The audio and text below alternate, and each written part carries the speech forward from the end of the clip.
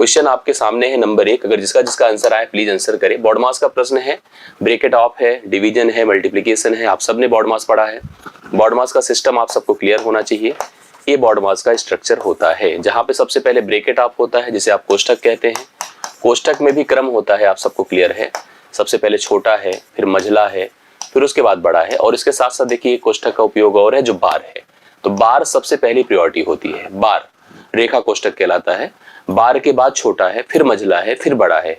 कोष्ठक मतलब कोष्ठक ब्रेक करना, मतलब कोष्ठक के अंदर के कैलकुलेशंस को डन करना। अब जैसे आपको यह पूरा का पूरा दिया है अगर कैलकुलेशन, तो आपको समझना है तो दो ही टर्म में चीजें हैं। एक तो यह ब्रैकेट है, दूसरा यह ब्रैकेट है। मीन्स अगर इस ब्रैकेट की वैल्यू a है, इस ब्रैकेट की वैल्यू b है, तो b a को भाग करेगा, यही पूरा का पूरा वर्ग है। अब आप प्रत्येक ब्रैकेट का सोल्यूशन करिए उसकी अपनी जरूरत के हिसाब से। आप चाहे जिसको जैसे पहले कर ले, जिसको बाद में कर ले, इससे कोई फर्क नहीं पड़ता है। आइए हम इसी को पहले करते हैं। और उसमें भी आपने देखा कि ओ मतलब आप अगर कहीं लिखा है का, तो उसको पहले प्रायोरिटी, फिर भाग को प्रायोरिटी, फिर गुणे को प्रायोरिटी, फिर जोड़ और घटाव की बात होती है ना। तो आप लोग भी उसी क्रम में चलिए कि अगर यहाँ पर भाग पहले है तो भाग को करिए, 2 चौके 8 होगा, 4 में 4 जोड़ा 8, 8 में से 3 निकला तो इसका मान आया 5। यहाँ पर कंफर्म हो गया, 5 हुआ। इधर चले आइए, यहाँ पर भी देखिए, पहले देखो भाग तो दिख रहा है बट उसके पहले ब्रैकेट है। अब बार ब्रैकेट है तो पहली प्रायोरिटी आपको बार को सॉल्व करने में देनी है। 12 से 4 निकला 8 हुआ, 8 ने इसको डिवाइड किया 3 हुआ, और 3 ने 32 में अपने को जोड़ा तो 35 हुआ। अब 35 भागे 5 है तो सबको कन्फर्म है कि 7 है। इसका रिजल्ट आपके सामने है और आपके आंसर भी हमें दिख रहे हैं, लगातार आपका आंसर 7 है। करेक्ट है, तो 7 इस प्रश्न का राइट सोल्यूशन है और बहुत ही अच्छे से आपने परफॉर्म किया है। सबका आंसर लगभग सही है। तो आई होप आपने इस प्रश्न पर अपना कॉन्फिडेंस दिखाया है। अब आइए आप दूसरे प्रश्न पर, दूसरे क्वेश्चन पर। ये डिविजिबिलिटी का क्वेश्चन है और बहुत ही बेहतर क्वेश्चन है, पूछा गया एग्जाम में क्वेश्चन। एग्जाम का नाम नहीं बताऊंगा, आप खुद सोच सकते हो अगर किसी को पता है एग्जाम को, कौन सा एग्जाम इसके अंतर्गत है। तो मैं डिविजिबिलिटी के नंबर को मैं दिखा रहा हूँ 6-5। कमेंट कर देना अगर आपको पता है किस एग्जाम का है, तो नहीं है तो कोई बात नहीं, आप प्रश्न हल करो। प्रश्न बहुत इंपॉर्टेंट है। पी और क्यू कह रहा है डिविजिबल है 99 से, 99 से। 99 से डिविजिबल कोई नंबर तभी होगा जब वह 9 से कटेगी और 11 से कटेगी।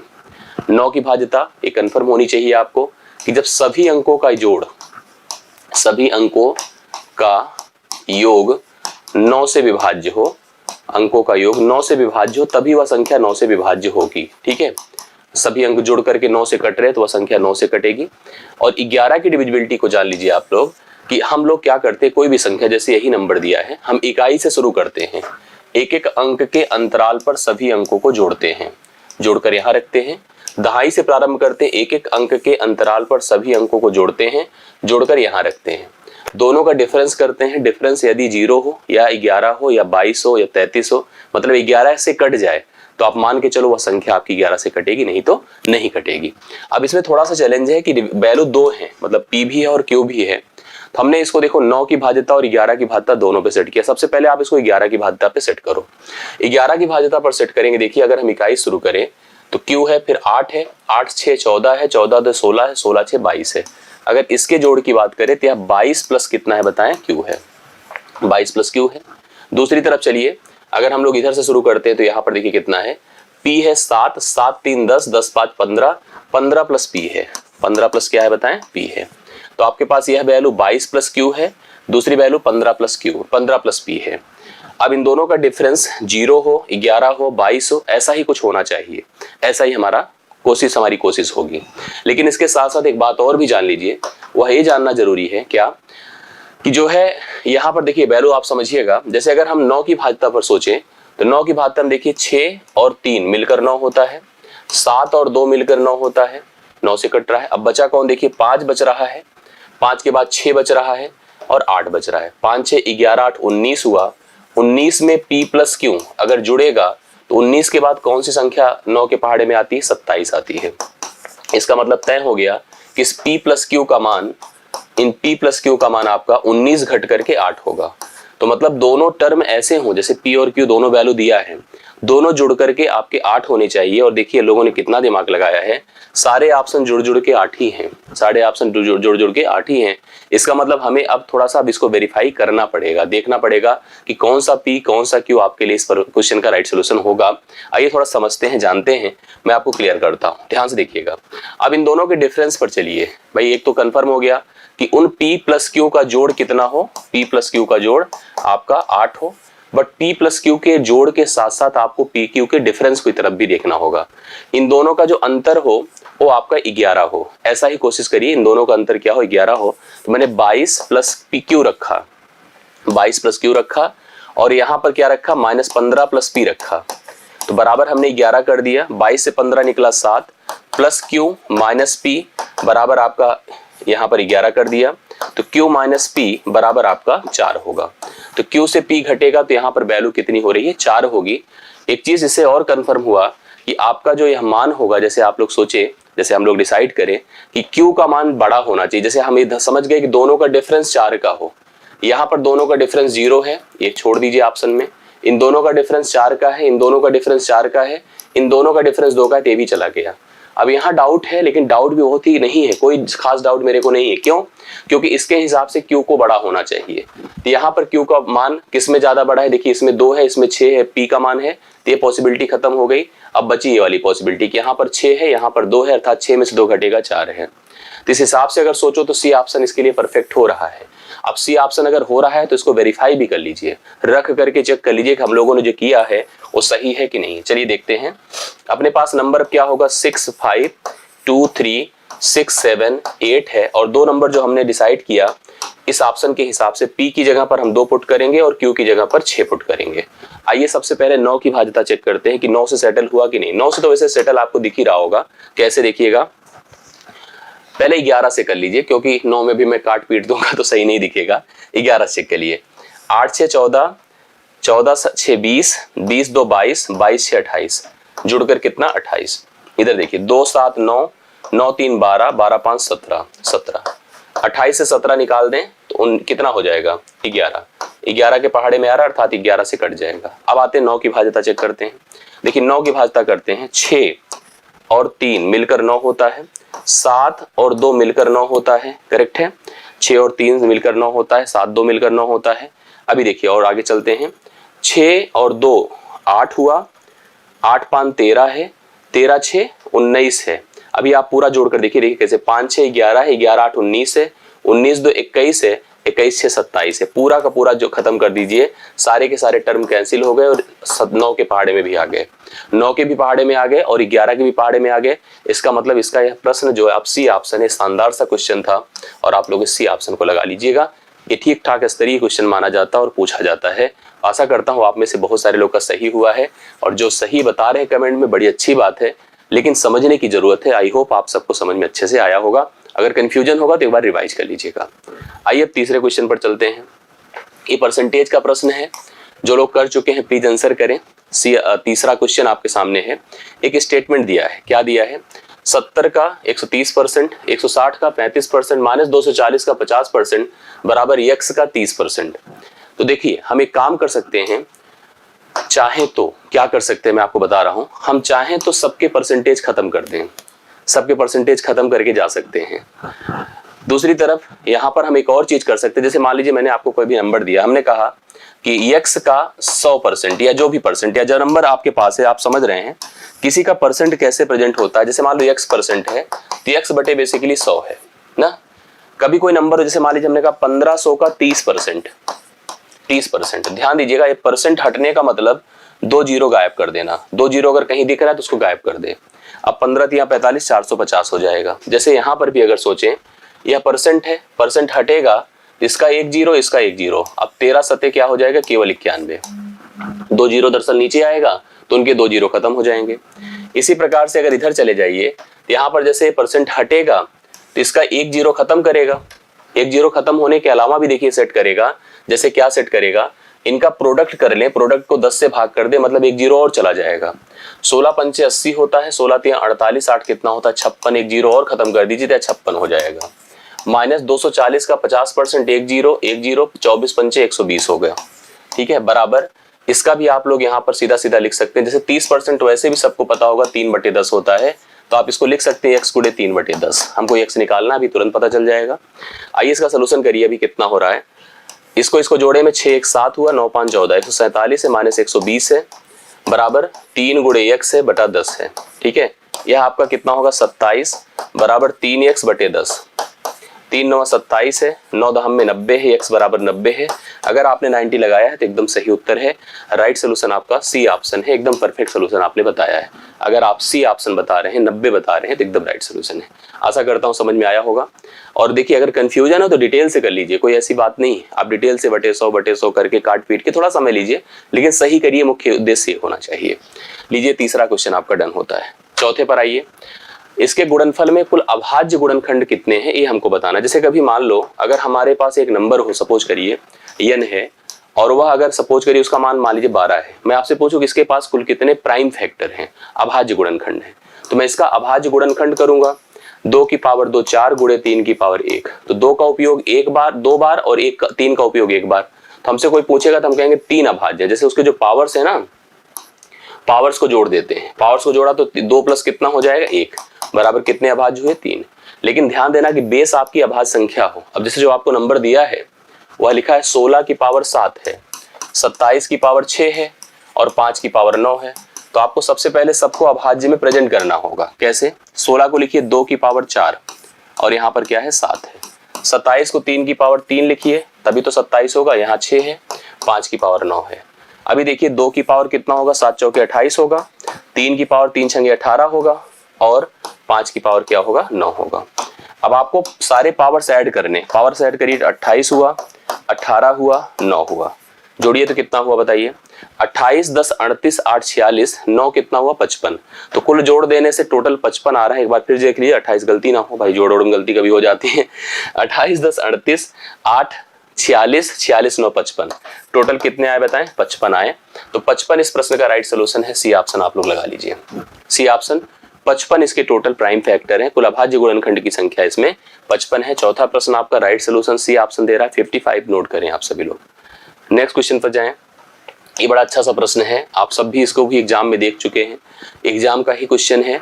क्या है क्वेश्चन है, थोड़ा ध्यान से सोचिएगा। जैसे देखिए हम इसको स्टेटमेंट से भी कर सकते हैं, इसको हम ओरल भी कर सकते हैं, लेकिन जिसने समझ लिया वही कर पाएगा।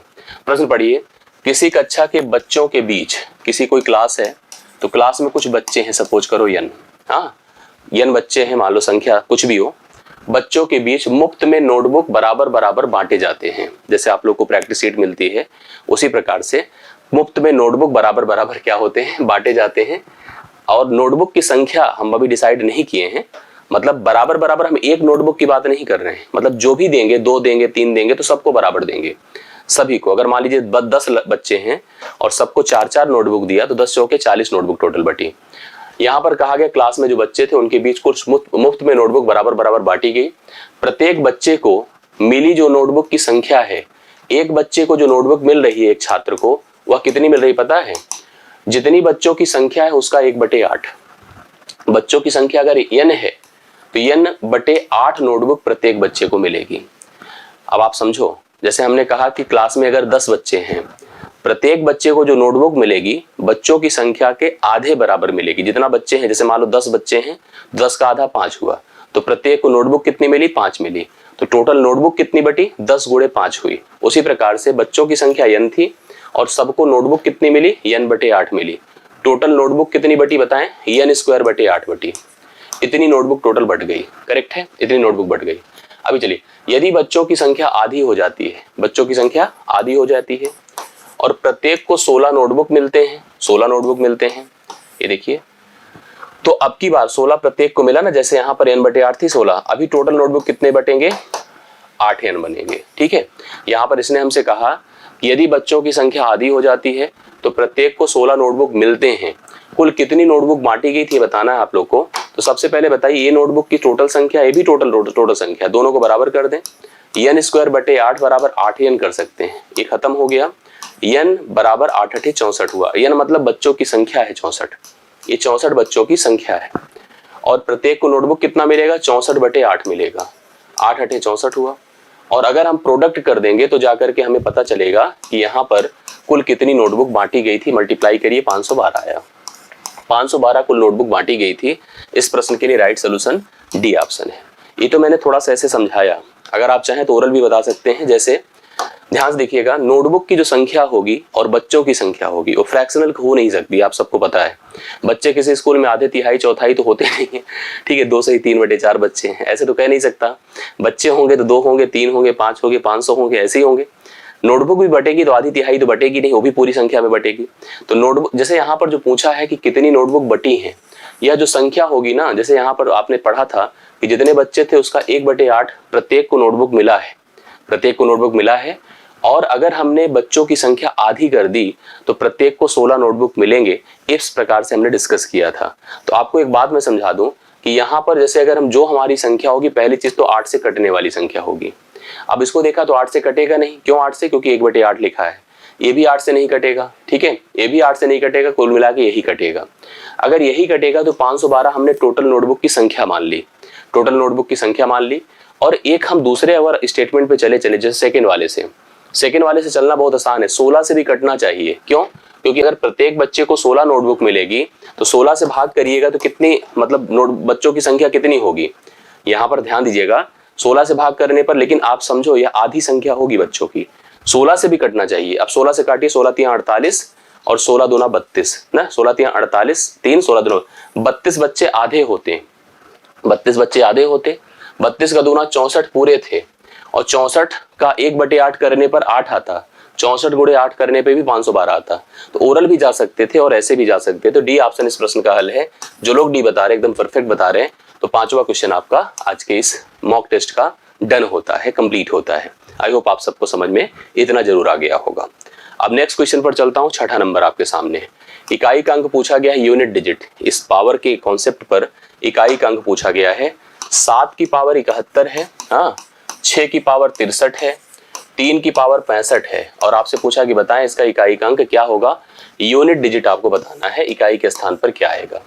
ध्यान दीजिए कुछ बातें। जैसे एक तो समझिए, अगर किसी, जैसे हम ये संख्या आप देख रहे हैं ऐसे बेस और पावर के फॉर्म में है, आधार घात के।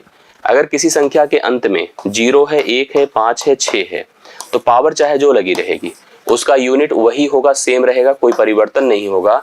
इसका मतलब इस 6 के लिए यूनिट 6 ही रहेगा। अब बचा 7 और 3 की केस का। तो ध्यान देना, किसी संख्या के अंत में 2 हो, 3 हो, 7 हो, 8 हो, तो जब भी कभी इसका कुछ पावर लगा हो तो पावर को आप 4 से भाग करना, रिमाइंडर निकालना, रिमाइंडर को ले जाकर के पुट कर देना अंतिम डिजिट पर, तो आपको पता चल जाएगा। अब जैसे इसमें भी 7 है, यहाँ 3 है, इसको भी 4 से मैंने भाग किया। 17 चौके 68, 3 71, रिमाइंडर 3 हुआ। 7 की पावर 3 करने से 343 होगा, 3 आएगा। यहाँ भी इसको भी 4 से भाग किया। 16 चौके 64, 64 1 65, रिमाइंडर 1 हुआ, 1 हमने उठा के पुट कर दिया, 3 की पावर 1 हो गया, 3 हो गया। अब देखिए 3 छंगे 18, 8 हुआ, 8 त्रिक 24, कितना हुआ, 4 हुआ। तो यूनिट डिजिट इसका कितना हो रहा है बताएं, 4 हो रहा है। आप सभी लोग अच्छे से देख लीजिए, एक बार फिर कंफर्म कर लीजिए। इसका तो 6 ही है, कंफर्म है। यहाँ पर 4 से भाग किया, 17 चौके 68, 3 71, 3 रखा, 7 की पावर 3, 343, अंत में 3 आया। और यहाँ पर जब हमने देखा कि 65 था, 3 4 से भाग किया, 16 चौके 64, 1 65, अर्थात रिमाइंडर 1 आया, और 1 यहाँ पर 3 के ऊपर पुट किया, 3 ही हो गया। तो आपने देखा कि यहाँ पर अंतिम डिजिट कितना आ रहा है, 4 आ रहा है। प्रोडक्ट सबका करना था, आसान प्रश्न था, आप सभी लोग कर सकते हैं। 6ठा क्वेश्चन आज के इस मॉक टेस्ट का कंप्लीट है। आप सभी लोग अच्छे से कंफर्म करते चलिए, समझ में आ रहा तो हमें बताते चले, और अच्छा लग रहा हो तो वीडियो को लाइक करते चले। बाकी नेक्स्ट क्वेश्चन पर हम आगे बढ़ते हैं। अगला क्वेश्चन आपके सामने है, डिविजिबिलिटी का क्वेश्चन है, सॉरी डिविजिबिलिटी बोल रहे हैं, है तो डिविजिबिलिटी ही एक तरह से। रिमाइंडर का क्वेश्चन है, शेषफल का ना। शेषफल पढ़ने वाले जो पढ़े हैं बता सकते हैं। 2 की पावर 305 है प्लस 303 है। और जो नहीं पढ़े घबराया ना करें कि मतलब हमने इस टॉपिक को नहीं पढ़ा, नहीं आ रहा है, तो बहुत परेशान मत हुआ करिए। इसको 9 से विभाजित कर रहे हैं तो शेषफल कितना आएगा ये हमको बताना है। आइए देखिए कैसे करेंगे। ये 2 पार्ट में नंबर लिखा, एक तो ए नंबर है, एक तो ए नंबर है। इसको भाग करके दिखना बताना आसान है। भाग करके देखिए, 9 त्रिक 27, 3 और 3, फिर 9 त्रिक 27, अब 6 आएगा, साफ साफ देखो 6 आएगा। भाग करके देख लीजिए आप, 9 त्रिक 27, 3 30 होता है, 3 और 3 33 हुआ, 9 त्रिक 27, 27 6 33, तो 6 होना तय है। इसका मुख्य है, इसी को डिसाइड करना। अब एक ऐसा प्रश्न है जो जनरली मिल जाता है, कभी कभी आपको तो ऐसे ही मिल जाएगा, 2 की पावर 305/9 है। मैंने कहा बताओ शेषफल क्या होगा। देखो ये बेस पावर के ऐसे प्रश्न है जहां पर रिमाइंडर, मतलब देखो हमेशा जब भी बेस पावर का ऐसा प्रश्न मिलता है तो हमारी ये कोशिश होती है, हमारा ये प्रयास होता है कि हम इस भाजक से इस बेस को भाग करें और शेषफल या तो +1 हो जाए या तो -1 हो जाए। तो अगर भाजक के पहाड़े में आने वाली संख्या से एक ज्यादा होगा या एक कम होगा तब तो आसान है। जैसे 9 के पहाड़े में आने वाली संख्या 9 है, 18 है, 27 है, उससे एक ज्यादा हो या उससे एक कम हो तो आसान है। ना तो उससे एक ज्यादा ना उससे एक कम है, तो हमें किसी भी हालत में उसको वैसे ही क्रम में सेट करना होगा, वैसे ही बनाना होगा और बना सकते हैं, इसमें कोई ऐसी बात नहीं है। जैसे 2 को आप 9 से भाग करेंगे तो आपको पता है कि 2 आएगा शेषफल या तो -7 आएगा। फिर 2 दूना 4 किया, 4 को हमने 9 से भाग किया तो 4 आएगा या -5 आएगा। फिर मैंने 2 को एक और मल्टीप्लाई किया, क्योंकि अपने पास इसकी संख्या भरमार है, 305 बार है, तो आप जितनी मर्जी ले लीजिए अपनी साइक्लिसिटी सेट करने के लिए। 2 जब 3 बार मल्टीप्लाइड होगा तो 8 होगा, और 8 को मैं 9 से भाग करूंगा, 9 1 के 9, 9 में से 1 निकलेगा 8 तो -1 हो जाएगा। इसका मतलब इसको सेटल करना पड़ेगा आपको 2 की पावर 3 में, क्योंकि अपना काम ये इस सोल्यूशन देगा। 3 से भाग करिए इसको, 3 1 के 3 0, 3 1 के 3, 101 बार गया। 101 को 3 से गुणा करा 303 हुआ। फिर देखिए इसको मल्टीप्लाई करिए, 303 में 2 जोड़िए, मतलब आप 2 की पावर 2 कर दीजिए, ठीक है। डिवाइड बाई कितना करें, 9 हो गया, डिवाइड बाई 9 हो गया, करेक्ट है। अब 9 ने इसको भाग किया तो कितना हुआ, -1 हुआ। -1 की पावर कितना है, 101, ध्यान दीजिएगा। और ये 2 दूना 4 है तो 4 ही रहेगा, करेक्ट। ये ध्यान देना कि -1 की पावर अगर सम है तब तो +1 आता है, और -1 की पावर अगर विषम है तो ध्यान दीजिएगा हमेशा -1 आता है। इसका मतलब यहाँ से आपको क्या प्राप्त होगा, -1 प्राप्त होगा यहाँ से, और यहाँ पर आपके पास 4 है बटा 9 है, 4 से 1 गुणा होगा तो -4 हो जाएगा। मतलब एक प्रकार से इसको हल करेंगे तो -4 आपको मिलेगा रिमाइंडर, और यहाँ पर +6 है तो -4 + 6 मतलब आपका 2 हो जाएगा, 2/9 कर दीजिए। रिमाइंडर आपका देखिए असली में 2 होगा, क्योंकि जब किसी छोटी संख्या को बड़ी से भाग करते हैं, जैसे आपने देखा कि a अगर छोटा होता b से तो रिमाइंडर हमेशा a ही होगा, अर्थात वह छोटी संख्या ही आपका शेषफल होगी, वह छोटी संख्या ही शेषफल होगी, अर्थात इसका मान कितना होगा, 2 होगा। आप लोग इस पहले ऑप्शन को इसका राइट सोल्यूशन मान सकते हैं। इस प्रश्न के लिए करेक्ट आंसर आप लोग देख सकते हैं। आपका क्वेश्चन नंबर कौन हो रहा है, 7, और आपका आंसर कितना आ रहा है बताएं, 2। तो 2 इसका राइट सोल्यूशन है। आपको आई होप यह कॉन्सेप्ट और यह प्रोसीजर अच्छे से समझ में आया होगा। सभी लोग अच्छे से नोट कर लीजिए, कहीं डाउट हो तो आप कमेंट करके बता देना, जिससे कि हम उस पर भी आपको कंफर्म कर सकें, और आपके रिस्पांस कमेंट्स दिख भी रहे हैं कि आप सभी ने मैक्सिमम लेवल पर इस क्वेश्चन का सही सोल्यूशन किया है, ठीक है। ये होता है क्वेश्चन नंबर 7 इस मॉक टेस्ट का। हम बढ़ते हैं हम नंबर 8 पर। ये भी बढ़िया शानदार सा एलसीएम का क्वेश्चन है, अक्सर आपको ऐसा क्वेश्चन एग्जाम्स में दिख जाता है, ठीक है। पढ़िए क्या है, 6 तो घंटियां हैं, घंटियां बेल्स हैं, जैसे स्कूल में होती हैं, सिग्नल्स होते हैं, ये कहीं भी मतलब यूज चीजें हैं। एक साथ बजना प्रारंभ करती हैं, शुरू करती है, एक साथ बजना शुरू करती है। कि घंटियां ऐसी हैं, bell 1, bell 2, bell 3, bell 4, bell 5, bell 6, ये हमारे पास 6 घंटियां हैं। देखिए बजती कैसे हैं, पहली 4 देखिए लिखा है ना, वे क्रमशः 4 8 अभी ये बज रही हैं, सब रिंगिंग मोड में है, लाइन है सबकी सब, अब अलग अलग इनकी धुन होगी। अब उस समय का माहौल आप फील करो जहां बज रही होगी, कोई टिन, कोई टन, कोई टुन, किसी तरह से बज रही होगी ना। तो सारी की सारी घंटियां इस समय आवाज निकाल रही, बज रही हैं। अब उनका सीक्वेंस क्या है, उनका सीक्वेंस है कि जो पहली वाली घंटी है 4 सेकंड बाद बजेगी, दूसरी वाली 6 सेकंड बाद, 8 सेकंड बाद, तीसरी वाली 10 सेकंड बाद, चौथी वाली 12 सेकंड बाद, पांचवी वाली 18 सेकंड बाद, और अंतिम वाली 20 सेकंड के अंतराल पर बजेगी। मतलब यह इनका बजने का क्रम है। जैसे 4 के बाद फिर वो 8वें सेकंड पर, 12वें सेकंड पर पहली वाली, दूसरा 8 पर, 16 पर, 24 पर, तीसरा 10 पर, 20 पर, 30 पर, चौथा 12, 24, 36 पर, पांचवा 18, 36 ऐसे, और ऐसे ही आपका 20, 40 इस प्रकार से बढ़ना शुरू होगा। अब आपसे पूछा कि अगर यहाँ पर वे लोग सब बज रही थी तो फिर से एक ऐसा समय आएगा फिर बजेंगी, फिर समय आएगा फिर बजेंगी साथ साथ, हमेशा तो साथ में होंगी नहीं, लेकिन एक समय इंटरवल पर वो साथ साथ बजना क्रम में जारी रखेंगी। और हमसे पूछा कि अगर मान लो यहां से यहां तक का जो अभी बजी थी, यहां से यहां तक का जो गैप हो 30 मिनट का हो, 30 मिनट का हो, तो कुल कितनी बार 30 मिनट में वो लोग बजेंगी, ये हमको काउंट करके बताना है। तो पहली चीज हमको ये डिसाइड करना है कि अगली बार वो कब बजेंगी, कितनी देर बाद बजेंगी। इसके लिए इन सभी जो टोटल 6 संख्याएं दी हैं, इनका हमें एलसीएम निकालना होगा। क्या एलसीएम किसका बताइए, 4 का, 8 का, 10 का, 12 का, 18 का, 20 का। अब अगर इसका एलसीएम आपको कनेक्ट तुरंत कर जाए तो बहुत अच्छी बात है, नहीं कर पाए तो सोचिए क्या दिक्कत है। कैसे बताइए? अब जैसे मान लो अगर हम कर सके भाई फैक्टराइज कर लें, हम ओरल मतलब सोच पाए तो बड़ी अच्छी बात है। एलसीएम क्या होता है? वह संख्या सबसे छोटी जो प्रत्येक से पूर्णतः कट जाए, वही एलसीएम होता है, हम सबको पता है। अब जैसे इसके लिए हमें सबसे बड़े नंबर के पास जाना चाहिए, जैसे 20 है सबसे बड़ा। 20 कई लोग के पहाड़े में डायरेक्ट आ रहा है, जैसे 10 में सीधा आ रहा है, 10 को खत्म कर दीजिए। 4 में आ रहा है, 4 को खत्म कर दीजिए। इसके बाद भी कुछ लोगों के नंबर्स को, टर्म्स को डाइल्यूट करेगा, जैसे इसका 2। अब 2 क्या इसका 4 खत्म कर देगा, 4 खत्म होगा तो इसके पास केवल 2 बचेगा, क्योंकि 8 से नहीं कटेगा, 4 से जरूर कट जाएगा। इसका भी 4 खत्म हो गया है तो यहाँ पर 3 बचा होगा। तो एक प्रकार से 20, अच्छा यहाँ पर भी आप 2 खत्म हुआ होगा तो इसका 9 बचा होगा। अगर 9 बचा है तो यहाँ पर इस 3 को भी खत्म कर सकते हैं। तो 20 गुणे पहला काम 9 करिए और इसका 2 मतलब 2 से और गुणा कर दीजिए। मेरे हिसाब से इसका 360 एलसीएम होगा, अर्थात 360 सेकंड बाद वो सभी घंटियां फिर से साथ साथ बजेंगी।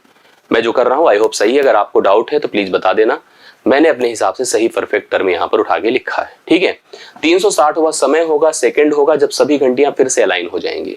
इसका मतलब इस सेकंड है, आप ध्यान दीजिएगा, और सबको पता होता है कि 1 मिनट बराबर 60 सेकंड होता है। इसका मतलब 360 सेकंड को अगर मैं मिनट में कन्वर्ट करूंगा तो 6 मिनट आएगा। हम समझ गए कि हर 6 मिनट बाद घंटियां साथ साथ बजेंगी। अभी सोचो यहां बज रही थी, एक बार बज चुकी हैं, अब 30 मिनट का और वक्त है अपने पास। 30 को एक काम करिए, 30 को आप 6 से भाग कर दो तो आया कितना 5। मतलब इसको अगर मैं छोड़ दूं तो 5 बार और बजी, लेकिन अगर इसको मैं ले लूं तो 5 एक कितनी बार 6 बार। आपको ध्यान देना ऐसे प्रश्न में हमेशा एक जोड़ करके ही आंसर बताना है। 6 बार सभी की सभी घंटियां 30 सेकंड मिनट में बजेंगी साथ साथ। इस प्रश्न के लिए सी ऑप्शन अगर आपने लगाया, 5 लगाया तो गलत है 6 लगाया है तभी सही है। और यही इस 8वें क्वेश्चन का राइट सोल्यूशन है, प्लीज सभी लोग उतारें। राइट सोल्यूशन 8वें क्वेश्चन का करेक्ट हल है सी ऑप्शन, प्लीज सभी लोग उतारें, सही आंसर है। नेक्स्ट क्वेश्चन पर बढ़िएगा और समझ लीजिए, अगर कोई दिक्कत हो तो प्लीज बताना। मुकेश, योगेश और सुरेश का जो वेतन है 3, 4 और 5 के अनुपात में है। तो कोई 3 कमाता है, दूसरा 4, अगला 5, या कोई 30 तो अगला 40, अगला 50, कोई 300 तो अगला 400, अगला 500। ये उनके वेतन का सीक्वेंस है। पर्सन है 3, एक का नाम मुकेश, दूसरे का नाम योगेश और तीसरे का नाम सुरेश।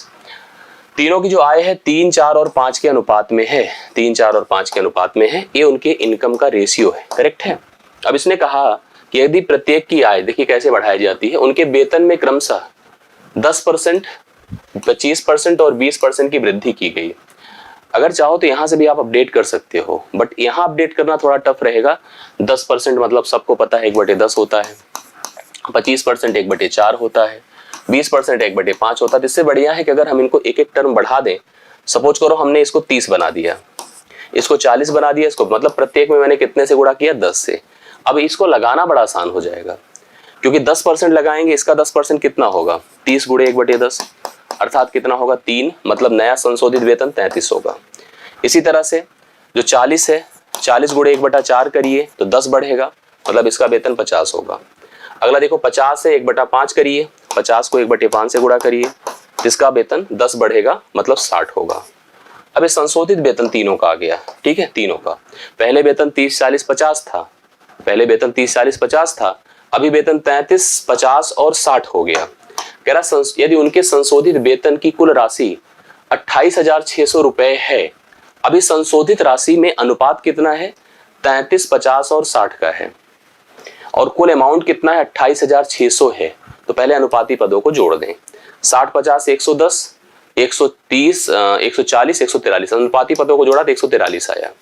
28,600 है, एक बराबर आपका 3 बार देखो 2 बार सीधा जा रहा है 200 होगा, अर्थात 1 बराबर 200। अब जो भी पूछा उत्तर दे सकते हैं। जैसे अगर हमसे पूछता कि कुल वेतन था तो आप इनको जोड़ लेते 40, 50, 90, 30, 120, तो उस हिसाब से आता मेरे हिसाब से 24,000। लेकिन पूछा तो मुकेश का मूल वेतन क्या था, मुकेश का मूल वेतन कितना था बताओ 30 था, प्रारंभ अभी नहीं मूल वेतन, तो मूल वेतन कितना था 30, तो 30 बराबर बोलिए कितना करेंगे 6,000। तो मुकेश का मूल वेतन अगर आप निकालोगे तो 30 का गुणा इससे कर दे 6,000 होगा। तो 6,000 आप राइट सोल्यूशन देख सकते हैं, करेक्ट हल है। आप लोग लगा लीजिए, एकदम सही आंसर आपके सामने है, करेक्ट है। तो आई होप आपको क्लियर हुआ होगा। अगर डाउट हो तो प्लीज बताइएगा, कंफर्म करिए। अभी पूछा होता मुकेश का मूल वेतन क्या है, अगर अभी का पूछेगा तो 33 से मल्टीप्लाई कर देंगे, अब 6600 आएगा। 6600 भी ऑप्शन में है, अगर अभी का वेतन पूछेगा तो हम 6600 लगाएंगे, तब उस नंबर की वैल्यू हमारे पास हो जाएगी। ठीक है, फिलहाल इसके लिए इतना लगाना है। बी ऑप्शन अगर आप 6000 लगा रहे हैं तो परफेक्ट है, राइट सोल्यूशन है। मुकेश का मूल वेतन था पूछा है ना, तो इसलिए हमने वो उसको ले रहे हैं। तो 9वें क्वेश्चन का भी सही उत्तर है और आप में से बहुत सारे लोगों ने लगाया है, बहुत लोग डाउट में भी है। क्लियर कर लीजिएगा, डाउट हो तो प्लीज बताइएगा।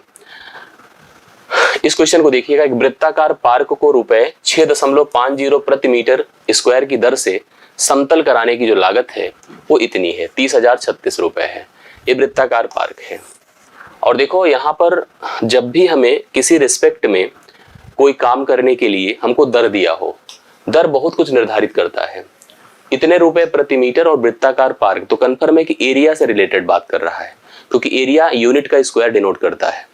और टोटल खर्चा दे रखा है इतना है, इसका मतलब खर्चा जो होता है किसी मैदान को समतल कराने का वो प्योर बेस्ड होता है एरिया। तो एरिया अगर हमें पता होगा, एरिया को रेट से मल्टीप्लाई करेंगे तभी टोटल खर्च निकलता है। इसका मतलब अगर ये मैदान की जो त्रिज्या है आर रही है, इसका एरिया पाई आर स्क्वायर होगा। और अगर हम एरिया को डायरेक्टली कैलकुलेट करना चाहते हैं तो टोटल खर्च कितना है 36,036, इसको भाग करना पड़ेगा किससे, रेट से, मतलब 6.50 से। जैसे आप कोई सामान खरीदिए और आपको पता हो कि इतने रुपए में एक सामान है और आपने कुल पैसा पता चला कि इतना खर्च किया, तो मैं बता सकता हूं ना कितने सामान आप खरीदे थे। Total cost divide by rate ना, जिससे टोटल कॉस्ट बना था, किससे बना था, दर गुणे संख्या से, दर गुणे मात्रा से। ऐसे ही रेट था, रेट को अगर एरिया से गुणा किया होगा तभी तो इतना आया होगा। अब इसका मान तो 22/7 होता, क्योंकि देखो आगे जो प्रश्न पढ़ेंगे आप लोग तो आपको लगेगा इसके चारों ओर मतलब ऐसे मैदान के क्या लगाना है, बाड़ लगवाना है। बाड़ लगवाना मतलब इसकी परिधि पर काम करना है। तो परिधि पर काम करने के लिए अपने को त्रिज्या तो चाहिए, बिना त्रिज्या का तो होगा नहीं। तो पाई, अब इसका मतलब इसी को हल कर ले तो त्रिज्या निकल जाएगा, फिर बाद में हम बाड़ भी लगवा देंगे आराम से। देखिए करते हैं इसको, तो पाई की जगह 22/7 गुणे आर स्क्वायर कर दिया बराबर, इसका सोल्यूशन करिए। देखिए दशमलव हटेगा, 2 जीरो बढ़ेगा, 1 जीरो खत्म हुआ, 13×5 = 65 होता है, 13 दूना 26, 10 जीरो, 13 7 91, 9 और 3, फिर 13 7 91, 13 दूना 26, जीरो हो गया, 5 से भाग करिए, 5×5 = 25, 2 7, 5×5 = 25, 2 2, 5 चौके 20, 5 चौके 20, 55 44 हो गया। किसका मान बताइए, ये है 22/7 गुणे आर स्क्वायर, इसका मान है 55 44। 55 44 है, 11 दूना 22, 11×5 = 55, 11 चौके 44, करेक्ट है। 2 से फिर डिवाइड करें, 2 दूना 4, 2 पंचे 10, 2 दूना 4। तो आर स्क्वायर का मान है 7 गुणे 252, 7 गुणे 252। तो आर का मान क्या होगा बताएं, इसका फैक्टराइजेशन करिए, 7 तो रहने दीजिए ना, 2 से काटिए, 2 से काटिए तो 2 1 के 2, 2 दूना 4, 2 छंगे 12, 126 हुआ, फिर 2 से कटेगा, फिर 3 से कटेगा और 3 से एक बार और कटेगा। देखिए आपके पास टर्म कितना हो जाएगा, जैसे अगर हम पूरा इसका हल कर एक बार 7 आ जाएगा। आप पूरा का पूरा सोल्यूशन देखिए, अगर नहीं आता तो ऐसे रब पे कर लीजिए, 252 है ना। देखिए 2 से काटा एक बार, 2 दूना 4, 2 छंगे 12, फिर 2 से काटा, 2 छंगे 12, 2 3 6, फिर 3 से काटा, 3 दूना 6, 3 1 के 3, 3 से काटा, 3 7 21। तो आपको वही चीजें मिली होगी। अब इससे आपको वर्गमूल करना इसका बड़ा आसान होगा, वही त्रिज्या होगी। जैसे 2 का एक पेयर मिला, ठीक है, 3 का एक पेयर मिला, 7 का भी एक पेयर मिला, 2 3 6 7 42, यही आपकी रेडियस है। अब आपको जैसे बाड़ लगवाना है तो बाड़ लगवाने के लिए आपको परिधि पर काम करना होगा। तो परिधि क्या होती है वृत्त की बताइए, परिधि होती है 2 पाई आर, 2 पाई आर। अब परिधि पहले पता हो, फिर रेट दिया है, देखो इसके चारों ओर 18 रुपए प्रति मीटर की दर से आपको बाड़ लगवाना है। तो पहले परिधि देखो कितना होगा, 2 गुणे 22/7 गुणे रेडियस आया है 42, गुणे आप कर दो 18। ठीक है, हल कर डालिए क्या कैसे पॉसिबल है। देखिए 7 से करें, 7 छंगे 42, मतलब कुल मिला के 2 है, गुणे 22 है, गुणे 6 है, गुणे 18 है। और आप गुणा कर लो रब पे, ऐसी बात नहीं कि नहीं करो, लेकिन हम चाहें कि इंड डिजिट से भी डिसाइड हो सकता है, क्योंकि सबके अलग अलग हैं। 2 दूना 4 है, 4 छंगे 24, 4 है, 4 8 32, यहाँ पर 4752 होगा, जो बी ऑप्शन है। आप करके भी देखेंगे तो यही उत्तर आएगा। और आप में से देखिए बहुत सारे लोग के आंसर आए भी हैं। 4752 इस 10वें क्वेश्चन का राइट सोल्यूशन है, जो आप लोग प्लीज उतार लीजिए, सही आंसर आपके सामने है। आशा करता हूँ अच्छे से क्लियर हो गया होगा, बातें समझ में आई होंगी। अब बढ़ता हूं मैं नेक्स्ट क्वेश्चन पर। 11 नंबर ध्यान से देखिएगा। एक क्रमिक व्यवसाय है जिसमें आपने देखा ए ने एक वस्तु जिसका मूल्य 50 रुपए है, मतलब ए ने कोई सामान लिया जिसका मूल्य 50 रुपए या उसके पास है एक ऐसी वस्तु जिसका मूल्य 50 है। बी को दे दिया 20% के लाभ पर, बी को बेच दिया उसने 20% के फायदे पर, 20% का लाभ लिया, बी को दे दिया। बी उसको पाया और उसने उसको उठाया और सी को बेच दिया 25% के लाभ पर, सी को 25% के लाभ पर दे दिया। सी उसको पाया, उसने उसे 40% के लाभ पर किसको बेच दिया, डी को बेच दिया। अब फाइनली पूछा गया कि वस्तु का जो मूल्य जो डी ने दिया है, अर्थात डी ने कितने रुपए का भुगतान किया है, वो आप बता दें। इसके तरीके देखिए कुछ डिफरेंट हो सकते हैं। अगर आप में से किसी ने ऐसे सोचा कि ए ने चलो खरीदा 50 में, बी को दिया 25% के लाभ पर, कोई लोग 100 भी लेकर चलते हैं, 100 मानिए, 25% के लाभ पर चले तो 125 करें, फिर इस पर 40% का 20% का लाभ था, 20% का लाभ लिया था ना, 20% का लाभ लिया था। कुल मिला के टाइम टेकन है, ये मेरा कहना है। 20% का लाभ चलो बी को दिया 120 में, इसने 40% का लाभ लिया, 25% का लाभ लिया। अब इस पर 25% लगाना, यहाँ पहुंचना, फिर 40% लगाना, टाइम टेकन प्रोसेस, ऐसे बिल्कुल मत करिएगा। यह क्रमिक कॉन्सेप्ट है, सतत का उपयोग है। सतत मतलब जैसे हमने आपको दिया तो आपको बढ़ के मिला, अब उस अपडेट पर आप अपना लाभ तो अपने पर लेंगे ना कि मेरे पर लेंगे आपको जितने में मिला उस पर लाभ लोगे ना, तो यही सतत प्रक्रिया है। इस सतत प्रक्रिया में देखिए स्टेप्स क्या हैं। स्टेप्स है कि एक पर्सन पहला था जिसने अंतिम पर्सन डी को बेचा है, ए ने बी को, बी ने सी को, सी ने डी को, अंतिम पर्सन डी है। अब आप देखो सीक्वेंस कैसे जा रहा है। सबसे पहले ए ने कितने का लाभ लिया, 20% का। 20% होता है 1/5, भिन्न में करिए, 20/100 1/5, अर्थात अगर ए ने खरीदा था 5 में तो बेचा था 6 में, 5 से 1 बढ़ा दो। फिर बी ने लिया था, बी ने उसको कितने 25% के लाभ पर, 25% क्या होता है 1/4, अर्थात बी ने अगर खरीदा था 4 में तो बेचा था 5 में, खरीदा था 4 में तो बेचा था 5 में, 4 से 1 जोड़ दीजिए। अब सी के पास वस्तु पहुंच चुकी है, सी ने 40% का लाभ लिया, 40% होता है 2/5, मतलब अगर सी ने खरीदा था 5 में तो उसको बेचा था 7 में। देखिए अब आप ऐसी पोजीशन पर पहुंच चुके हैं जहां से आप इसको सिंप्लीफाई कर सकते हैं और आंसर निकाल सकते हैं। इसके लिए आप बगल बगल काट सकते हैं, जैसे यह 5 से खत्म हो जाएगा, 2 दूना 4 है, 2 तिया 6 है, करेक्ट है। अब इसको कंबाइन कर दे तो यहां पर माना जाएगा कि ए की लागत 5 दूना 10 है, देखिए 5 गुणे 2 कर दिया, जबकि डी ने जितना इन्वेस्ट किया दैट इज 7 तिरिक 21 इन्वेस्ट किया है। अब इस 10 का मान आपको कंपेयर करना पड़ेगा 50 से, क्योंकि ए ने कितना पैसा पे किया है 50 रुपए, और फाइनली अब आपको बताना डी ने कितना पे किया है। तो 10 से तुरंत इसकी तुलना करें, 10 × 5 = 50 हुआ, 5 का गुणा आप 21 से करें, 5 का गुणा किससे करें 21 से, 5 × 1 = 5, 5 दूना 10, 105 रुपए डी ने पे किया था। आपने देखिए लगातार सही उत्तर बताया है, तो बी ऑप्शन इस प्रश्न का करेक्ट हल है। आप सभी लोग अच्छे से देख लीजिए, कंफर्म कर लीजिए, आई होप आपको समझ में आया होगा। ठीक है, तो 11वें प्रश्न का राइट सोल्यूशन कितना है बताएं, बी ऑप्शन है 105 रुपए है, कंफर्म कर लो, सही आंसर है आपका। नेक्स्ट क्वेश्चन पर आइए, डिविजिबिलिटी का शानदार सा क्वेश्चन है। एक संख्या को जब 627 से विभाजित करते हैं, एक नंबर था, ऐसे नंबर सोच लीजिए, इसको किससे विभाजित करते हैं 627 से, जाहिर सी बात है कुछ बार गया होगा x और कुछ शेषफल आया होगा, लिखा है देखो 43 शेष रह जाता है, 43 शेष रह जाता है। अगर आपको इस नंबर को बताना है, क्योंकि आगे पढ़िए, उस संख्या को जब 19 से भाग करेंगे तो शेषफल क्या होगा। तो पहला काम तो इस संख्या को सोचिए, संख्या क्या होती है भाज्य, ये क्या है भाजक, ए है भागफल, ए है शेषफल। नियम हमने पढ़ा है कि भाज्य बराबर भाजक 627 गुणे भागफल प्लस शेष, यही आपका नंबर है, यही आपका क्या है नंबर है। अब कह रहा है इस नंबर को अर्थात n को किससे भाग करना है, बोले इस नंबर को 19 से भाग करना है और पता करना है कि शेषफल क्या होगा। तो नंबर है अपने पास 627 गुणे x प्लस 43, यही नंबर है। इसको किससे भाग करना है बताएं, 19 से। ओरल भी कर सकते थे, मैं इसको ओरल भी आपको बता देता हूं, पहले ऐसे समझिए, 19 से डिवाइड करिए, 19 दूना 38, 19 तिरिक 57, 57 5, फिर 19 तिरिक, मतलब पूरी तरह से खत्म हो जाएगा। यह एक टर्म है, यह एक टर्म है, यह जब खत्म हुआ मतलब 19 के पहाड़े में आया, तो इस पूरे पद को अगर हम डिवाइड करेंगे 19 से तो रिमाइंडर 0 मिलेगा। प्लस करिए, यहाँ पर 43 से 43 को 19 से भाग करेंगे तो 19 दूना 38, 5 43, यहाँ तो रिमाइंडर 5 मिलेगा, 5 और 0 जोड़ दीजिए तो सही शेषफल 5 होगा। देखो ये प्रोसीजर है, वो करने को आप ओरल कर सकते हो। ऐसे प्रश्न आपको दिखते एग्जाम में जिसमें पहला भाजक 627 था, जो उस संख्या को भाग कर रहा था 43 शेष आ रहा था। अभी दूसरा भाजक 19 है, क्या 19 इस पहले भाजक को काट देगा, हाँ काट देगा, रिमाइंडर 0। अब इसका मतलब 19 बस शेषफल को और डिवाइड कर दे, और शेषफल को जब उसने डिवाइड किया तो रिमाइंडर 5 आएगा। 19 दूना 38, 5 43। ओरल बता सकते हैं, कोई जरूरत ही नहीं था, बट ये जरूरी है कि इस पैटर्न को, इस प्रोसीजर को समझो कि सही में हो कैसे रहा है।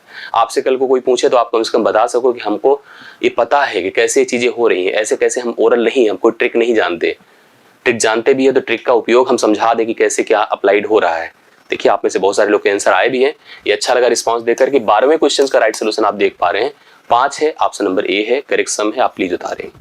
अब बढ़िए छठे पर, 13 नंबर देखिए, सॉरी 13 नंबर पर पहुंचे। 20% की छूट देने के बाद, 20% की छूट देने के बाद शीला रुपए 2400 में एक मोबाइल फोन बेच देती है। 20% की छूट देती है और 2400 रुपए में एक मोबाइल बेच देती है। फिर भी वह 20% का लाभ कमाती है। हर व्यापारी का यही अप्रोच होता है कि वह छूट भी दे और लाभ भी कमाए। फाइनली पूछा कि अगर वह मोबाइल फोन बिना कोई छूट के बेचती तो उसे लाभ, उसका प्रतिशत क्या होता। जैसे मान लो आप ऐसे सोचो कि आपने कोई सामान 100 में खरीदा, ठीक है, ग्राहक को बताया 150। अभी क्या करते थे कि आप 10 रुपए कम कर देते थे और 140 में बेचते थे, 10 रुपए छोड़ देते थे, चलो ठीक है जाओ 140 में बेचते थे, तो लाभ आपका 40% का होता था। आज आपने तय कर लिया जितना बताया उतना ही लूंगा, 1 रुपए नहीं छोड़ूंगा। सोचो अगर पहले 10 रुपए कम कर देते थे, 140 प्राप्त करते तो छूट कितने की, मतलब लाभ कितने का होता, 40% का होता था। आज आपने तय किया नहीं नहीं, कोई 1 रुपया नहीं छोड़ेंगे, जितने में हमने बताया है, हालांकि खरीदा इतने में है, जितना बताया उतने में ही बेचूंगा। तो अब आपको बताना है कि कितने रुपए का फायदा हुआ, कितने प्रतिशत का फायदा हुआ, बता सकते हैं। यही प्रश्न है यहां पर। इस प्रश्न को अगर आप देखोगे, जो आप देख पा रहे हैं, तो मेरे हिसाब से क्योंकि हमें परसेंटेज पता करना है, इस 24 का कोई उपयोग ही नहीं, 2400 का कोई अर्थ नहीं है। बस इसलिए ऐसे समझिए कि एक प्रोसीजर में 20% की छूट देने पर भी 20% का लाभ हो रहा है।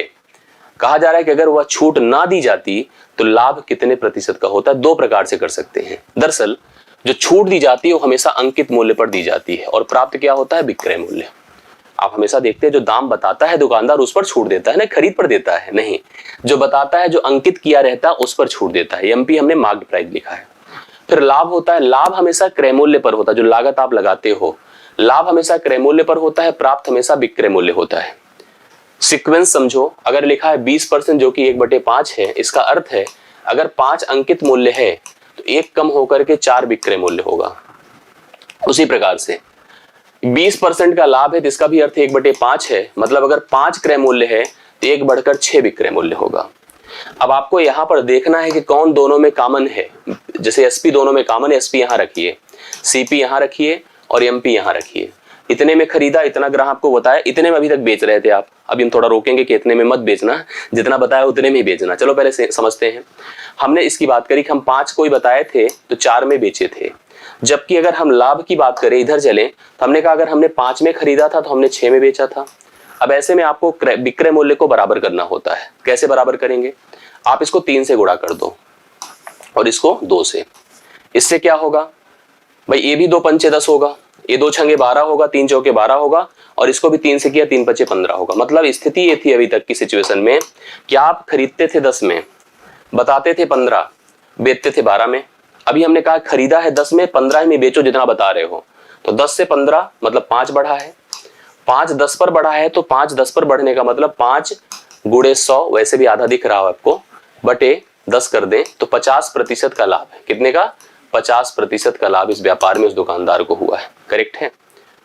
दूसरी तरफ इसको हम करने का एक तरीका और आपको बता रहे हैं, उसको भी समझिएगा।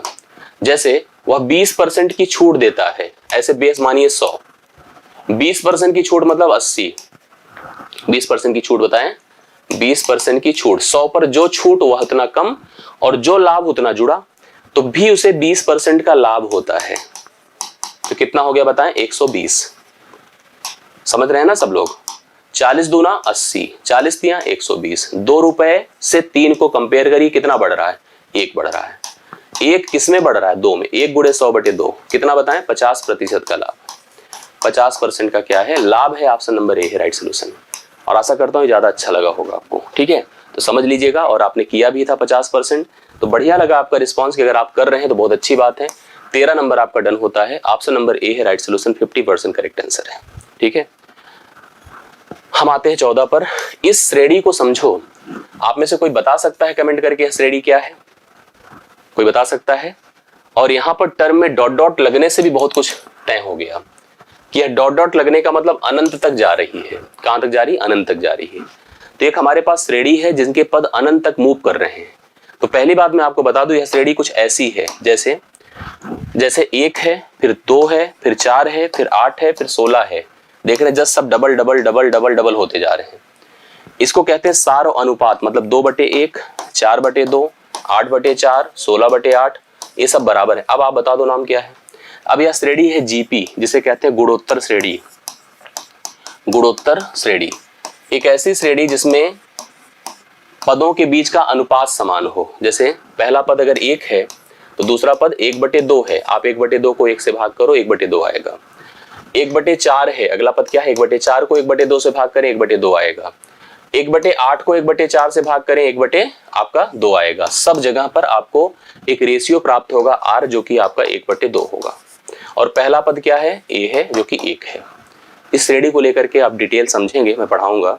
यहाँ पर ध्यान रखना कि कभी भी कोई श्रेणी अगर जीपी में है, गुणोत्तर श्रेणी है, तो उनके इनफिनाइट टर्म्स का सम, योग अक्सर पूछ लेता है। उनके अनंत पदों का योग क्या होता है? ध्यान दीजिएगा, अनंत पदों का जो योग होता है वो सिंपल एक फार्मूला a/1 - r होता है। बस ये मतलब पहला पद जो कि 1 है, 1 - r मतलब 1/2 है, तो 1/1/2 होगा, 2 ऊपर चला जाएगा, सीधा सीधा इसकी वैल्यू 2 होगी, जो कि ऑप्शन नंबर ए है। ठीक है, यहाँ पर डायरेक्ट लगा सकते हैं 2। इसका करेक्ट आंसर अगर आप बता रहे हैं तो सही आंसर है पहला ऑप्शन ही इसका राइट सोल्यूशन है। क्वेश्चन नंबर आपने देखा 14, 14 का पहला ऑप्शन है, करेक्ट है। सबको क्लियर? यस। आगे बढ़िए, ये मिश्रण का क्वेश्चन है। हाँ, पढ़िए ध्यान से क्या लिखा है, सभी लोग आंसर करें। 513 लीटर का मिश्रण है। कितने का? 513 लीटर का, जो कि 13:14 के अनुपात में दूध और पानी में है। मतलब एक दूध है और फिर पानी है, मिल्क एंड वाटर। रेशियो कैसा है कि 13 भाग दूध है तो 14 भाग पानी है। ठीक है, दूध की मात्रा कम है। अक्सर आप देखते हैं कि जब हमको दूध मिलता है, हम लोग परचेज करते हैं, तो दूध की मात्रा अक्सर जो है कम रहती है और पानी की मात्रा ज्यादा रहती है। ठीक है, हालांकि मूल्यवान दोनों है, पानी भी मूल्यवान है, लेकिन पानी का काम पानी करता है, दूध का काम दूध करता है, सब जानते ही अच्छे से ना। तो दूध और पानी का अनुपात 13 और 14 है। मिश्रण में कितना दूध और मिलाया जाए कि थोड़ा सा भाई ईमानदारी दिखा रहा हो कि अब दूध की वैल्यू बढ़ जाए, पानी की वैल्यू घट जाए, मतलब अनुपात में, कंपोनेंट्स के फॉर्म में। ठीक है, हम चाहते कि अनुपात 3:2 हो जाए। इसके लिए 2 तरह से चीजें हो सकती थी, पानी घटाकर दूध बढ़ाकर। इसने कहा दूध बढ़ा दो, दूध बढ़ाना है यहां से यहां, तो पानी को सेम रखना होगा, सीधी सी बात है। क्या पानी सेम है? नहीं है। करें? हाँ बिल्कुल। कैसे कर सकते बताइए? 7 से गुणा कर दो, 7 दूना 14 हो जाएगा, उसके बराबर हो गया। पानी हम बराबर रखना चाहते क्योंकि बढ़ा तो दूध रहे ना। 7 दूना कितना हुआ? 14, लेकिन 7 तिरिक इधर कितना होगा? 21। जो आपका 3-2 लिखा हो 21 14 होना चाहिए। अब देखो पानी बराबर हुआ, हाँ, दूध बढ़ा कितना? 8 बढ़ा। अब आप सोचो कि पहले प्रारंभ में टोटल लिक्विड था कितना? 513। आपको अनुपाती भाग कितना दिया था? 13 और 14, जो कि 27 है। आपको बताना कितना हमने दूध बढ़ाया है, वह है 8। 27 से अगर इसको डिवाइड करिए, 27 एक बार और 9 बार, मतलब 19 जाएगा। 19 का 8 से गुणा कर दें, 152 हो जाएगा। 152 लीटर दूध मिलाएंगे, तब जाकर यह रेशियो आपका जो आप रिक्वायर्ड सोच रहे हैं 3:2 तभी प्राप्त होगा। तो सी ऑप्शन अगर आप 15वें का लगा रहे हो तो एकदम सही है। जितने लोगों ने लगाया एकदम परफेक्ट है। समझ में आ रहा है ना? क्लियर करिए सभी लोग कमेंट से, और अच्छा लगे तो वीडियो को लाइक भी जरूर कीजिए। ठीक, आगे बढ़ा जाए। 16 नंबर, ये ध्यान से देखिएगा। चक्रवृद्धि और साधारण ब्याज। आप जानते हैं कि कभी कोई धन हम निवेश करते हैं किसी एक ब्याज दर से, कितने एक समय के लिए, तो साधारण और चक्रवृद्धि ब्याज में फर्क होता है। साधारण ब्याज जो होता है समान वृद्धि हर वर्ष लेकर चलता है। चक्रवृद्धि क्या होता है कि हर साल वृद्धि पर वृद्धि को अपडेट करता है, तो उसी को चक्रवृद्धि कहते हैं। अगर एक निश्चित राशि पर 4% प्रतिवर्ष की दर से पहले 2 वर्षों के लिए साधारण और चक्रवृद्धि ब्याज के बीच का जो अंतर है भाई वो हमेशा रहेगा। पहले साल में कोई फर्क नहीं होता, दूसरे साल से फर्क होने लगता है। तो मूल राशि क्या है, मतलब जो अंतर है दे रखा है, तो मूल राशि क्या है? इसके लिए ध्यान दीजिएगा, 2 वर्ष के, ध्यान से समझिएगा, 2 वर्ष के साधारण तथा चक्रवृद्धि ब्याज का अनुपात, अंतर नाट अनुपात, अंतर क्या होता है? PR² divide by 10,000। मैं इसका दूसरा तरीका भी आपको बता देता हूं। यह अंतर आपको दे रखा है उसने 24, आपको बाकी और सब भी डेटा दे रखा है, जैसे हमको P नहीं पता है, R का मान 4 है तो 4 कवर करेंगे 16/10,000 कर दीजिए, बराबर यहाँ 24 है, 8 दूना 16 होता है, 8 त्रिक 24 होता है, 2 से डिवाइड करें 5000 हो जाएगा, 5000 का 3 से गुणा कर दे, मूलधन आपका 15000 था। ये है 15000 जो ऑप्शन नंबर बी में है, राइट सोल्यूशन है। 16वें क्वेश्चन का करेक्ट हल है 15000। इसके तरीके दूसरे भी थे कि अगर हम बात साधारण की करते तो 4% था, तो 4%, 4 गुणे 2 8% हो जाता ना, 4 दूना 8। जबकि चक्रवृद्धि पर अगर हम जाते तो यह 4 + 4 + 4 गुणे 4/100 होता, मतलब 8.16% होता। तो 0.16 का इंक्रीज है, 0.16% की वृद्धि है, का अंतर है एक प्रकार से। अब इस अंतर को आप कंपेयर कर दो, 24 से 100% निकाल दो, वैसे भी आ जाएगा। ये भी तरीका था, सतत से इसको देखा और नॉर्मली इसको देखा, तो इस तरह से भी कर सकते थे। और भी तरीके हैं, टेबल में मैंने इस क्लास में प्रॉपर डिटेल से पढ़ाया है। और कल मैं एक मैराथन लूंगा शाम को 4 बजे, तो साधारण चक्रवृद्धि ब्याज कवर करूंगा, वहां आप देख लीजिएगा, बहुत कुछ क्लियर हो जाएगा साधारण चक्रवृद्धि ब्याज का अप्रोच। ठीक है, चलिए अभी इसके बाद के बढ़ते हैं। इस पैटर्न को ध्यान दीजिएगा, एक अलजेब्रिक पैटर्न है और बेसिक है, बहुत ही आसानी से आप उत्तर बता सकते हैं। पहले समझें, a + b, ध्यान दीजिएगा दो बातें, a + b - a - दो हम फार्मूले आपको बता रहे हैं, ध्यान से देखना। a + b, हम क्वेश्चन को देखने से समझ में आ रहा है कि चीज लगने वाला है इसमें ना। a + b का होल स्क्वायर प्लस अगर लिखा होता a - b का whole square divide by a² + b² होता, बराबर हमेशा 2 आता है। ठीक है, और उसी तरह से अगर कभी लिखा हो a + b का whole square minus a - b का होल स्क्वायर डिवाइड बाई अगर a b लिखा है तो 4 आता है। a b लिखने पर 4 आता है, बट अगर 4 का डिस्ट्रीब्यूशन कर दें, 2 गुणे 2 कर दें और 1 2 यहाँ ला दें, 2ab कर दें, तब आपका केवल 2 आता है। अब आप इस प्रश्न को देखिए, यहाँ पर आपको दिखा होगा a + b का होल स्क्वायर, दिखा a + b का whole square plus, sorry plus नहीं है माइनस है, प्लस नहीं क्या है माइनस है, a - b का होल स्क्वायर, a - b का होल स्क्वायर कर दें डिवाइड बाई a × b नहीं है 2ab है, 2ab है तो जस्ट 2 आएगा और ऑप्शन नंबर डी होगा। ऑप्शन यहाँ 4 देना चाहिए था ना, थोड़ा और डाउट के लिए। तो 17वें क्वेश्चन का राइट सोल्यूशन आपका डी ऑप्शन है, डी नोट करें, 2 करेक्ट आंसर इस प्रश्न का बन रहा है। नोट कर लीजिएगा, याद रखिएगा, ये सब फार्मूले बहुत ही उपयोगी हैं, इसका यूज आपको दिखता है। 18 नंबर देखिएगा ध्यान से, औसत का क्वेश्चन है, बहुत ही अच्छा सा शानदार सा रिप्लेसमेंट बेस्ड क्वेश्चन है। कहा है कि 8 व्यक्ति होते हैं, 8 व्यक्ति एक समूह में होते हैं, उसके औसत वजन में वृद्धि होती है। कब होगी बताइए, जब पूछ परिवर्तन होगा। भाई औसत वजन सबका कुछ अलग अलग वजन है, उसके हिसाब से औसत, एक समूह के हिसाब से औसत है। भाई 8 लोग हैं, सबके कुछ ना कुछ वजन है ना, और उनका औसत अपना भी होगा, औसत वजन भी होगा। कह रहा है कि वृद्धि कब होती पता है, जब 54 किलोग्राम का एक व्यक्ति हम समूह से निकालते हैं, 54 kg का व्यक्ति समूह से आउट होता है, उसकी जगह पर एक नया व्यक्ति इन होता है। नया व्यक्ति क्या होता है, x किलोग्राम का इन होता है, इसकी वजह से औसत बढ़ गया। आप एक बात समझ लो, जब भी समूह में कोई शामिल हो तो अपना प्रभाव लेकर आता है। हम अगर ज्यादा हैं तो हमारे आने से चीजें बढ़ेंगी, समझ रहे हैं, हमारे आने से चीजें बढ़ेंगी, और अगर हम कम हैं तो हमारे आने से चीजें घटेंगी। और अब जाना जो जाता है वो क्या करता है, वो अपना प्रभाव लेकर जाता है, अपना प्रभाव लेकर जाता है। अगर हम ज्यादा हैं तो हम कम करके जाएंगे, और अगर हम कम हैं तो ज्यादा करके जाएंगे। इसी को समझ लो, क्लियर हो गया क्वेश्चन। अब जैसे यहां पर ध्यान दीजिएगा, जो आया है ये प्रश्न, जो वैल्यू दी है वो क्या है, जो गया है उसका मान दिया है, जो गया है उसका मान, जो नया व्यक्ति शामिल हुआ उसका मान हमको बताना है। तो पहली चीज तय हो गई कि नया व्यक्ति ज्यादा होगा। ज्यादा क्यों होगा, क्योंकि इसके आने से औसत क्या है, बढ़ा है। और ज्यादा निकालने के लिए जोड़ा जाता है किसको, जो 54 गया है, पहले उसको पकड़ लीजिए, ये पकड़िए इसको, इसके जाने से बढ़ा कितना है, 2.5 बढ़ा है। क्या करना है, 2.5 बढ़ा है, प्लस लगा लीजिए, संख्या कितनी थी, 8 थी, 54 रहने दीजिए ऐसे, प्लस 8 दूना 16, 8 पंचे 40, 20 होगा, जोड़ दिया तो 74। इसका मतलब जो व्यक्ति शामिल हो रहा है उसका भार कितना होगा, 74 किलोग्राम, और जो गया है उसका भार कितना है, 54 किलोग्राम। तो ऐसे करना है, अगर ये कम हुआ होता तो वही चीज घटाते। ध्यान देने की जरूरत है, या कभी नया व्यक्ति आया है, जो गया है उसका मान पूछता तो आप उसी हिसाब से तय कर लेते। तो इस प्रश्न का 18वें का राइट सोल्यूशन है, जो कि ऑप्शन नंबर किस में है, पहले में ही है, 74 किलोग्राम। 74 किलोग्राम इस प्रश्न का राइट सोल्यूशन बन रहा है। लीजिए इस प्रश्न को देखिएगा, 19 नंबर। एक बेलनाकार टैंक है, कैसा टैंक है भाई, बेलनाकार। ये बेलनाकार टैंक है ऐसे ना, बेलनाकार क्या है, टैंक है। ये बेलनाकार ऐसे हमने टैंक बना दिया, जिसकी अपनी क्या है, त्रिज्या है, रेडियस, इसकी अपनी क्या है, हाइट है। इसकी क्षमता, क्षमता मतलब आयतन, क्षमता मतलब क्या, आयतन 5630 मीटर क्यूब है। क्षमता 5630 मीटर क्यूब है। यदि इसके आधार का व्यास, व्यास मतलब रेडियस का डबल कितना है, 16, तो इसका मान क्या है, 16, 16 नहीं है, 16 तो व्यास है, इसका मान क्या होगा, 8। इसकी ऊंचाई हमको नहीं पता है। क्षमता मतलब कैपेसिटी, जो उसके अंदर वॉल्यूम है, जो उसकी क्षमता है, जो आयतन है, वही क्षमता है। बेलनाकार टैंक की क्षमता हमको दिया है, मतलब आयतन दिया है, आयतन दिया है, कितना दिया है बताएं, 5632 दिया है। कह रहा है इसकी गहराई, गहराई ही ऊंचाई है, हमको बतानी है।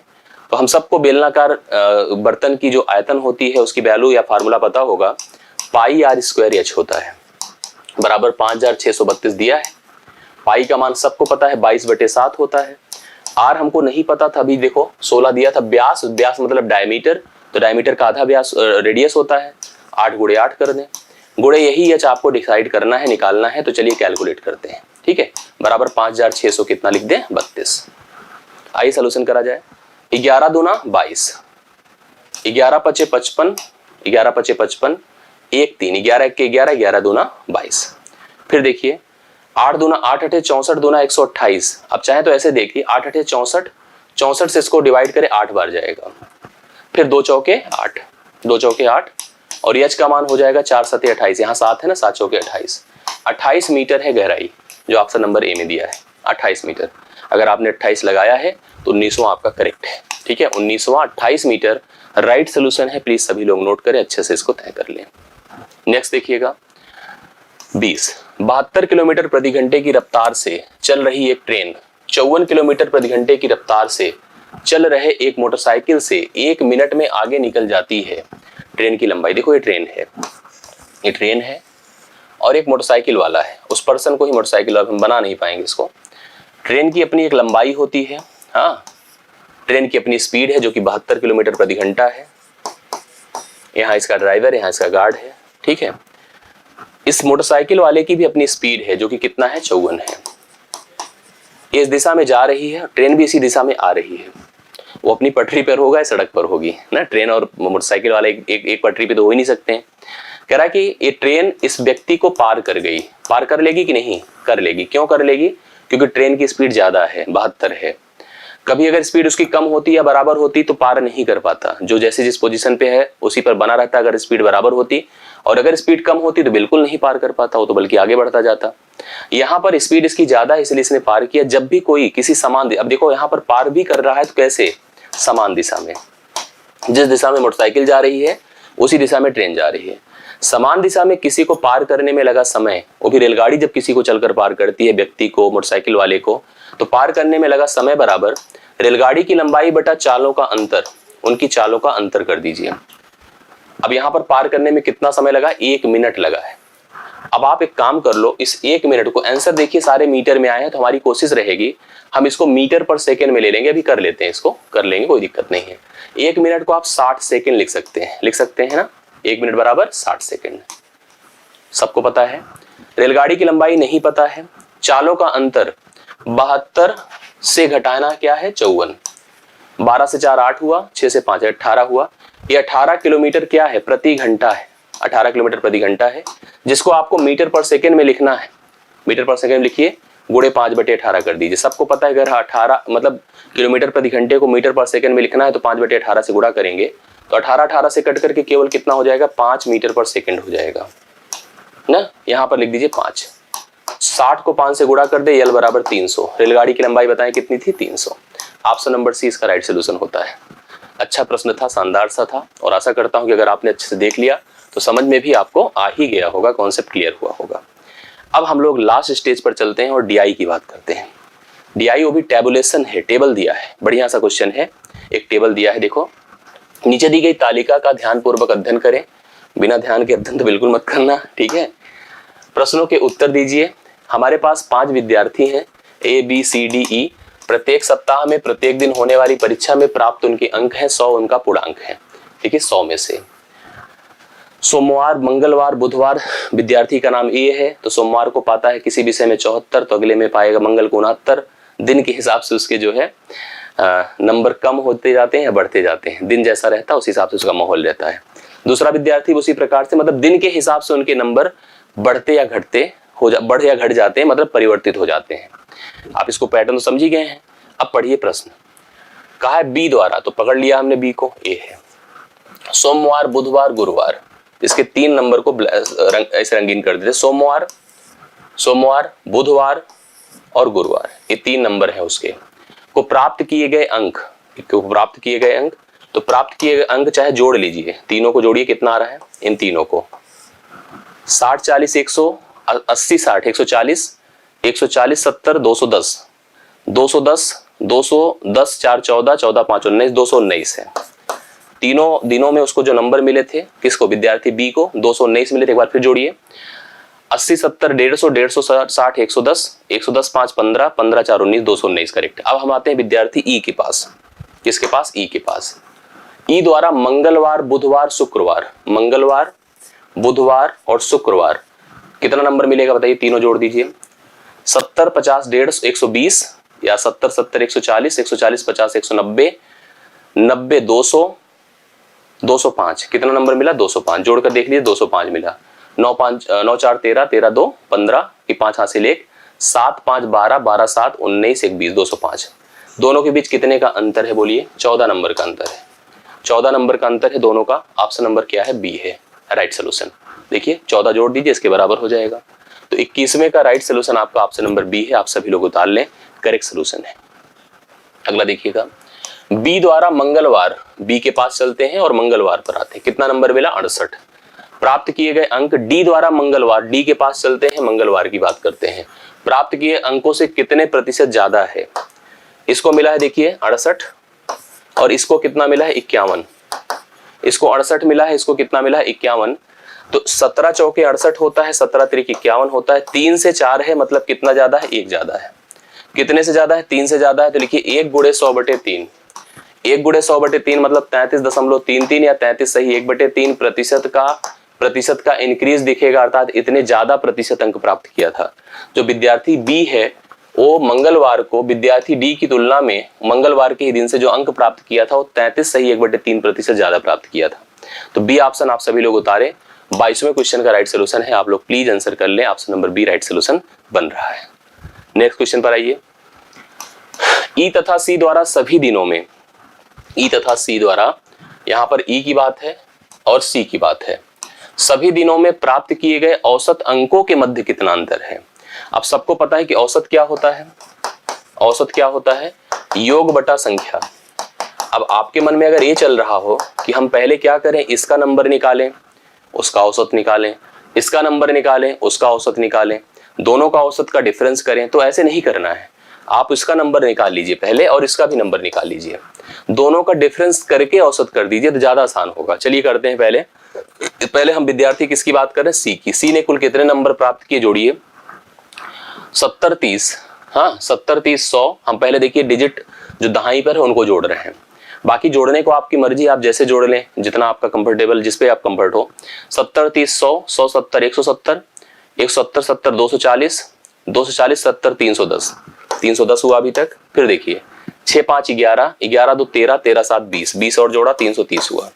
इसमें डाउट हो तो बताइए, ठीक है। 330 नंबर मिला। इसके पास चले 80 70 150 150 150 200 260 260 हो गया, 330 हो गया। मैंने सही किया, ठीक है। अब अंतर वैसे भी कंफर्म हो जाएगा, जो बचेगा इसका जो बढ़ेगा वही अंतर है। फिर जोड़ो 4 2 6। अब जैसे हम लोग बाकी जोड़ते हैं, 4 2 6 6 9 15 15 8 23 23 4 27 27 जोड़ दे तो कितना हो गया बताइए, 357 हो गया। तो कंफर्म हो गया 27 का ही डिफरेंस होगा। कितने का, 27 का डिफरेंस है। दिन कितने हैं, 1 2 3 4 5। औसत निकालना है, 5 से भाग करें। 5 5 25 5 दूना 10, सॉरी 5 चौके 20, 5.4 होगा, जो कि औसत में अंतर है। उनके औसत में अंतर है 5.4 का। राइट सोल्यूशन एक बार चेक कर लेना, अगर कहीं मेरे से गलती तो बताइएगा। फिलहाल मैंने जो किया सही ही होगा। 5.4 राइट सोल्यूशन है। 23वां क्वेश्चन आपका डन होता है, करेक्ट है। अब आते हैं हम लोग 24 पर। कितने पर, 24 पर। सी द्वारा मंगलवार और बुधवार को प्राप्त किए गए अंकों, किसकी बात कर रहा है, सी की। किसकी बात कर रहा है? सी की। मंगलवार और बुधवार, पहली चीज देखिए, मंगलवार यहाँ है और बुधवार यहाँ है, सी द्वारा मंगलवार और बुधवार। 70 70 140 145 हो गया।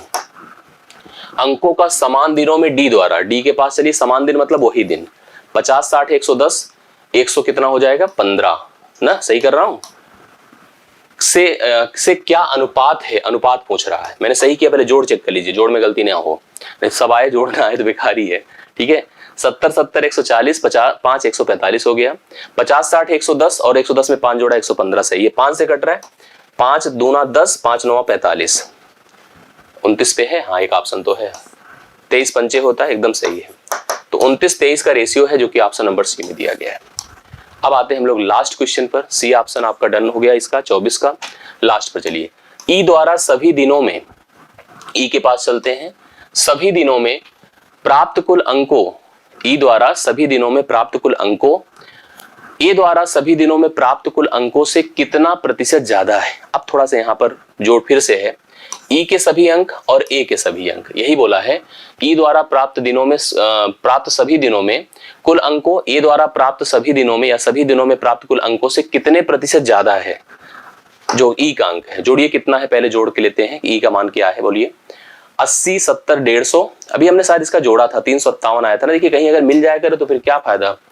यहाँ पर हमने इसके पहले देखिए ई वाला जोड़ा था, कितना है? 357 आया था। तो भाई एक जोड़ से तो बचेंगे हम लोग ना, 357 है। ठीक है, 357 है। एक बार फिर अच्छे से जोड़ लीजिए, देखिए 300 कितना है? 57 है।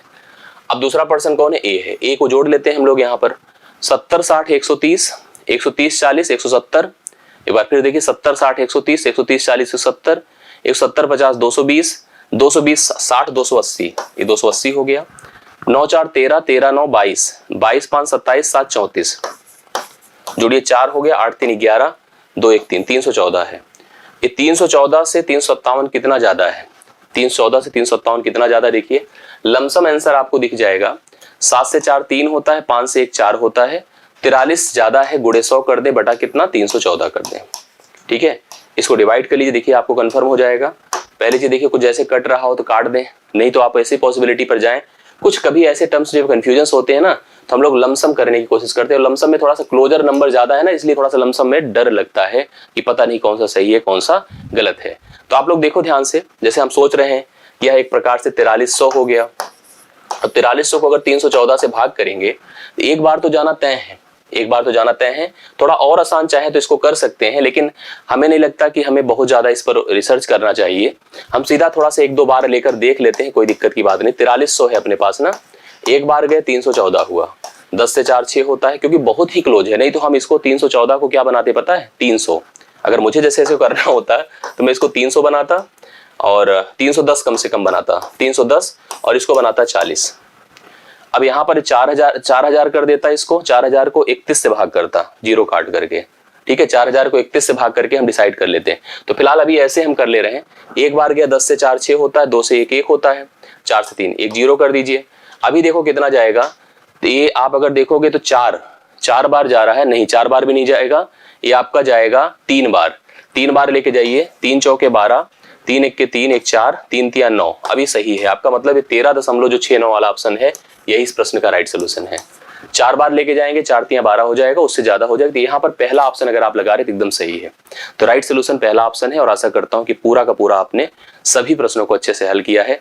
अपना नंबर जरूर लिखिएगा कमेंट में, कितना प्रश्न आपने हल किया था, कितने आपके सही थे, कितने गलत थे। जरूर बताना कि आउट ऑफ 25 कितने आपके करेक्ट हो रहे हैं। तो प्लीज सभी लोग अच्छे से इसको देखिए, वीडियो अच्छा लगा तो लाइक कीजिएगा, और डिस्क्रिप्शन में टेलीग्राम ग्रुप है मैथ्स का, उसको ज्वाइन किए रहें। बाकी मुलाकात अगले फिर से सेशंस में होंगे। आज के लिए मेरी तरफ से इतना ही, बहुत बहुत धन्यवाद, थैंक यू सो मच।